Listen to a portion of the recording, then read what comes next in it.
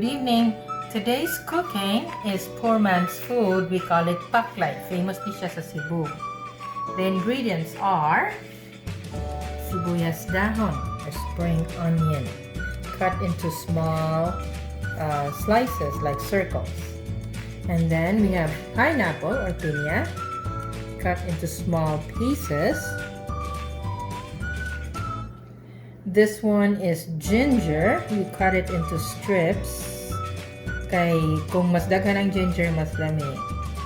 And then we have red bell pepper. Also cut it into strips. And this is ahos, garlic right here. Gagmayon lang nimo. Any way you want it. Doesn't matter kung saan style sa pagkakat. And then we have onions. And then of course, the main ingredients are this is beef heart.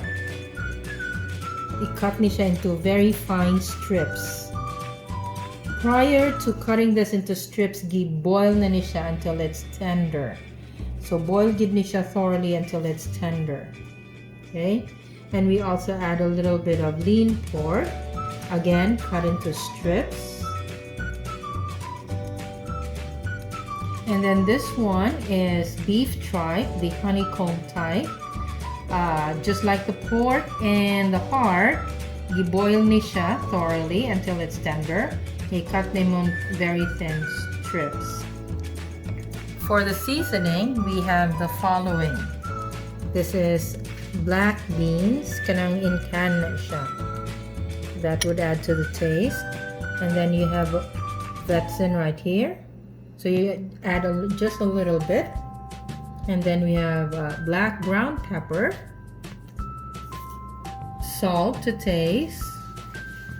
This is oyster sauce right here. And then we have soy sauce or toyo. And then finally this one is vinegar or suka. Natangtang lang na yung label. So these are the seasoning. So we're now gonna get to the cooking instructions. So in a medium-sized pan, you put a little bit of oil. Gamay lang siyang mantika para lang siya panggisa sa imong mga lamas, no? So wait until this becomes hot enough sa paggisa. You start with your garlic. Imo ni siyang igisa, no?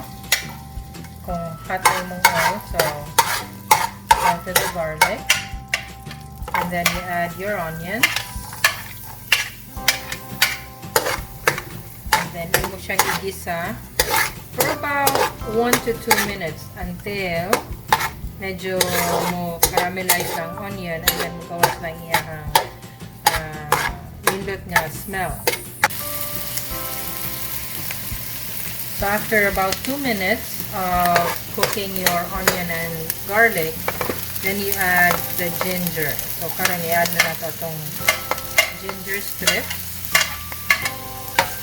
And then stir and let it saute for about 1 minute siguro, or 2 minutes. Until magawas lang ang iyahang manindot sa kanya. Okay, so now you can see nga medyo cook na ang mga lamas. Humot tayo, no? So you add now ang heart that we earlier cut into fine strips after boiling, and then also ang imuhang lean nga pork, also boiled and cut into fine strips. So ang atong giluto karon is paklay nga katong version nga naay gamay nga sabaw. Kay namay laing version katong uga gyud siya nga paklay, but this one is what we prefer. Nani kay gamay nga sabaw. Okay? So imo lang na siyang stir for a while, and then we're gonna add about 2 cups of water. Okay, so earlier, ato nang gi-add ang atong baboy o heart. Then now we're gonna add the tripe. Okay? And then i-mix lang siya gamay before we're gonna add water to this one. So, mix lang gamay.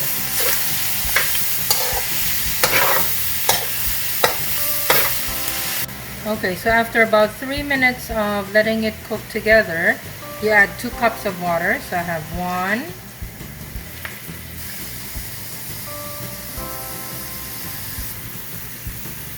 and 2. And then ato ni siyang pabukalon o gamay. Pabukan nato mga siguro 5 minutes. That should be enough. Okay? Okay. So now we get to the part nga ato na ni siyang timplahan. So gamay lang kay siyang toyo, mga ingon ani lang, no? Igo lang pa-taste gamay as well as siya yung color.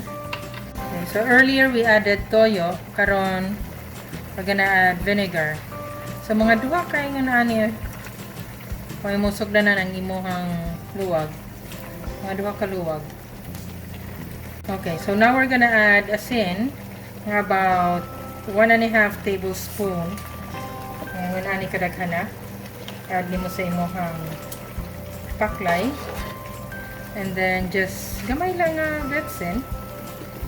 And of course, padugang salami would be black pepper.